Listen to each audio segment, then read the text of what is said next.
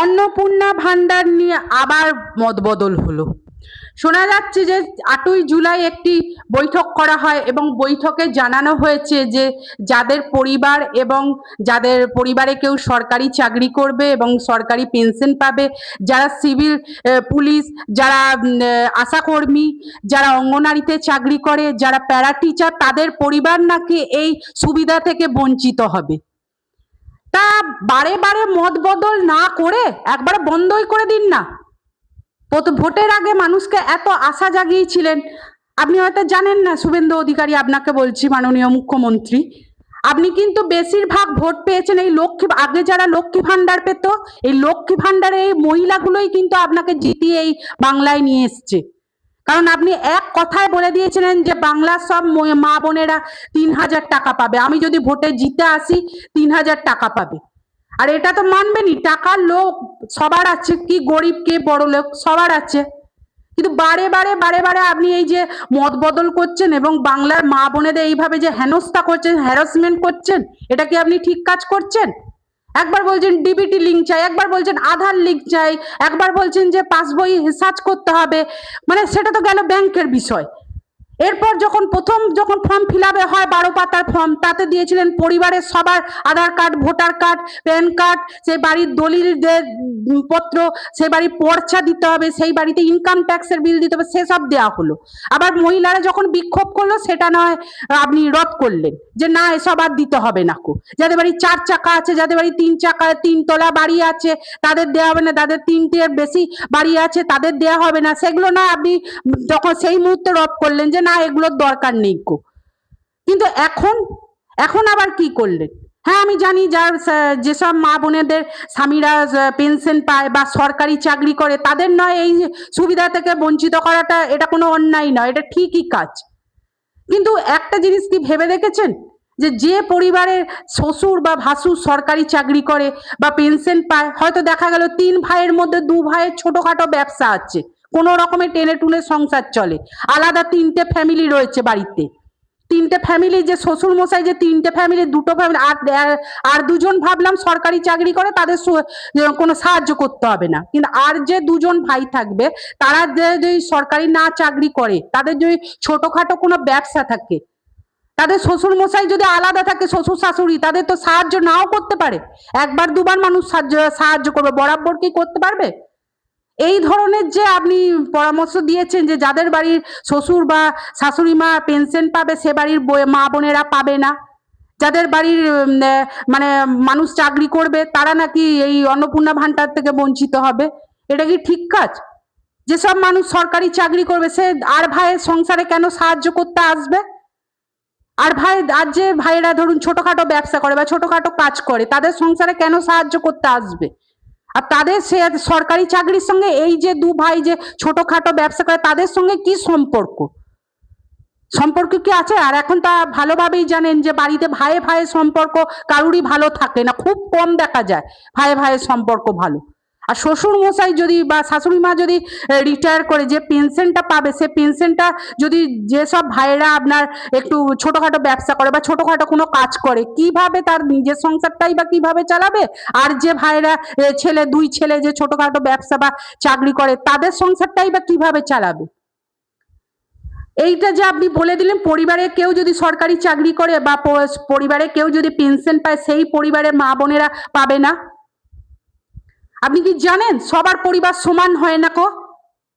যেসব পরিবারে ছোটখাটো চাকরি করে বা ব্যবসা করে তাদের বউয়েদের ওই 3,000 টাকাটা কতখানি উপকার হতো জানেন?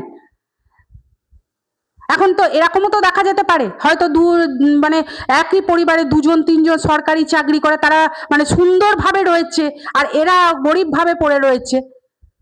এটা কি ঠিক, একদম ঠিক কাজ করেননি কো আপনি ভোটের আগে তো এই মানে শর্তগুলো দিতে পারতেন, তাহলে মানুষ ভেবেচিন্তে দেখতো। আর এটা গরিব মানুষরা অবশ্যই, এটা গরিবদের জন্যই এটা দেয়া হোক, এটা আমরাও চাই। কোনো রকম তৃণমূল আমলে যেরকম মানে জালিয়াতি করা হয়েছে ওরকম জালিয়াতি করা হোক, এটা আমরা সাধারণ জনগণ কখনোই চায় না। কিন্তু একটা কথা মনে রাখবে, এই যে অনলাইনে ফর্ম ফিল আপ, এই যে অফলাইনে ফর্ম ফিল আপ, এটার জন্য এই সাধারণ মানুষদেরও কিন্তু কিছু টাকা কিন্তু খরচ করতে হয়েছে, বেশ কিছু টাকা তারা তো আশায় আশায় খরচ করেছে। এই শর্তটা যদি প্রথম থেকেই দিয়ে রাখেন তাহলে মানুষ অনলাইনে যেত না। অনলাইনে আপনি জানেন একটা সময় আমরা তো শুনেছি 500 800 700 করে সব নিয়েছে, আসার এই 3,000 টাকার লোভে তারা তাই দিয়েই করেছে, ফর্ম ফিল আপ করেছে। হয়তো দেখা যাচ্ছে তাদের বাড়ির শ্বশুর কিংবা ভাসুর হয়তো পেনশন পায়, তাতেও তারা করেছে। এখন যদি ঘুরিয়ে কথাটা যদি অন্যরকম বলেন যে যে বাড়ির পরিবারের মানুষ সরকারি চাকরি করবে বা পেনশন পাবে, তাদের যে আর্দু যে ভাই আছে তারা একটু কমা ছোটখাটো ব্যবসা বা ছোটখাটো চাকরি করছে তারা পাবে না, এ শর্তটা তো ঠিক নয়। মানুষ কিন্তু অনেক আশা নিয়ে আপনাকে নিয়ে এসছে। এরকম মানুষ প্রতিটা মানুষ সাধারণ মানুষ কি গরিব মানুষ তাদের নিয়ে যে এরকম ছেলে খেলা করবেন মানুষ একদম বুঝতে পারিনি। ভোটের আগে একরকম কথা বলছেন, ভোটের পরে আর এক রকম কথা বলছেন। আমরা কি চেয়েছিলাম এইরকম পাল্টানো দরকার? এরকম পাল্টানো দরকার তো আমরা চাইনি। কথা দিয়েছেন, আমরা জানি কথা রাখবেন। ভোটে জেতার পর যে কথা এইভাবে খেলাপ করবেন, আর একবার না বারে বারে মত চেঞ্জ করছেন, বারে বারে মত চেঞ্জ করছেন, বারে বারে মিটিং করছেন, একবার এক এক রকম কথা বলছেন, মানুষকে এভাবে হতাশ করে সৃষ্টি করছেন। সত্যি কথা বলতে কি লক্ষ্মী ভান্ডারের বেলায় কিন্তু এতটা আমাদের ভোগান্তি ভুগতে হয়নি কো।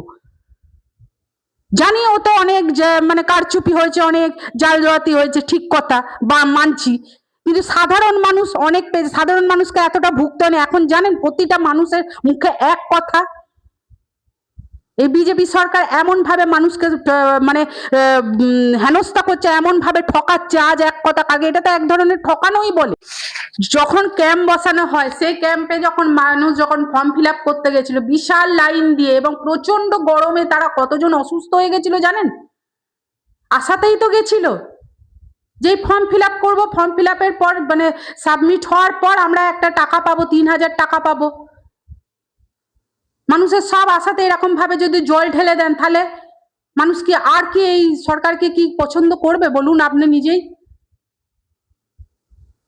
প্রতিটা মানুষ এই মানে চারিদিকে দেখছে মোবাইলে কি টিভিতে, প্রতিটা মানুষ এই অন্নপূর্ণা ভান্ডারের জন্য বিক্ষোভ করছে, প্রতিটা মানুষ ভাঙচুর করছে, তালা দেয়া করছে, আমরা তো দেখছি সোশ্যাল মিডিয়ায়। এগুলো কি ঠিক করছে? এরকম তো কথা ছিল না।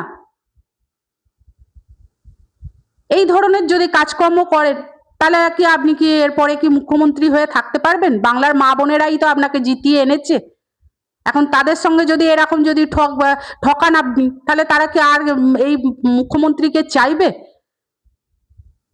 সবাই এখন বলছে যে আমাদের ওই 1,500ই ভালো ছিল, আমাদের 3,000-এর দরকার নেই, 1,500ই দেয়া হোক। এই সব কথাবার্তাগুলো কেন তৈরি হচ্ছে? আমরা তো জানি পরিবর্তন করার জন্য এবং পাল্টানোর জন্য আমরা এই বিজেপি সরকারকে এনেছি।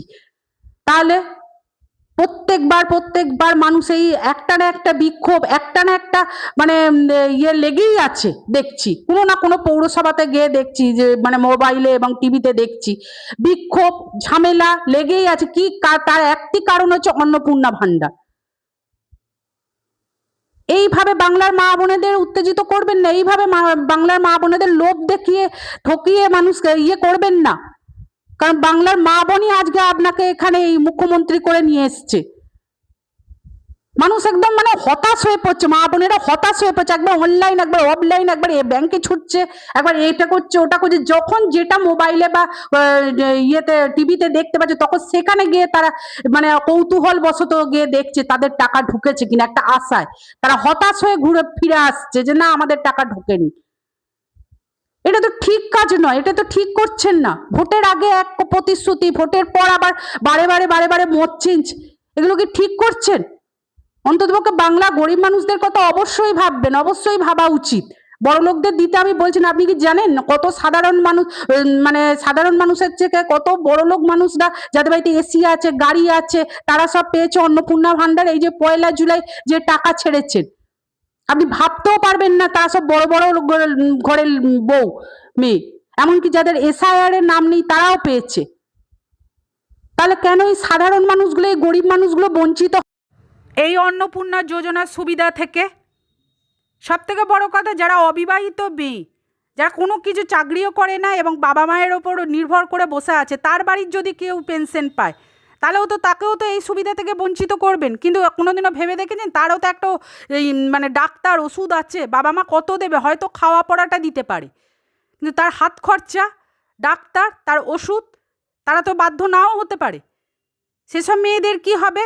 তাদের বাড়ির যদি কেউ পেনশন পেয়ে থাকে তাহলে সেও তো এই সুবিধা থেকে বঞ্চিত হবে। এইসব মেয়েদের কথাও অবশ্যই একটু ভাববেন। এরকম অনেক মেয়ে আছে যার বাড়ির লোকেরা সরকারি চাকরি করে, পেনশন পায়, কিন্তু তারা অবহেলিত হয়েই থাকে। ওই একটু খাওয়া দাওয়া পায়, হয়তো কিছু সামান্য কিছু হাত খরচ পায়। তাদের কিন্তু এই লক্ষ্মী ভাণ্ডারের টাকাতেই কিন্তু তাদের দেবেন না তো কাউকে দেবেন না, আর না নইলে যারা চাকরি করে, যারা পেনশন পায়, তাদের বাদ দিয়ে সবাইকে দেবেন। তারাও তো বাংলার মা বোন, তারাও তো আশা নিয়ে ভোট দিয়েছিল। এখন অনেক রকমের, আজকে এই, কালকে ওই, পরশু সেই, বিভিন্ন রকমের আপনারা মিটিং করে করে এক একটা মত বের করছেন। সব মত যে আমরা জনগণ মানবে তার তো কোনো মানে নেই।